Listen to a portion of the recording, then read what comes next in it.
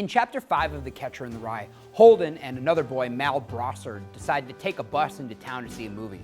Holden invites Ackley, who agrees to go, and they eat, play pinball, and return to the dorm. Ackley ignores Holden's repeated hints and sits on Stradlater's bed, describing a sexual encounter he'd had the summer before. Holden finally gets Ackley to leave. Holden works on Stradlater's English paper, and he writes about his own little brother, Allie, and his baseball mitt, which Holden keeps with him.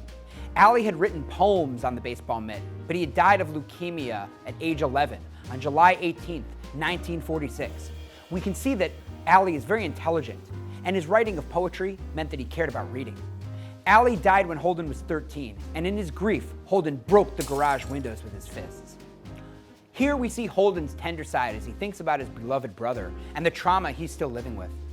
Injuries to Holden's hands are still with him, and his hands hurt sometimes. He can't quite make a fist.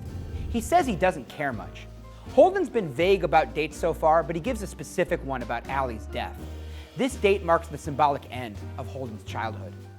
Ackley's snores intrude, and Holden feels sympathy for Ackley with his acne and his bad teeth and his bad breath. Holden's affection for his brother Allie spills over into Ackley. He may be an unreliable narrator, but he's not a failure, despite what Pensy faculty may think. Institutions in Holden's recounting are fallible, and we can see his intelligence outside the lines.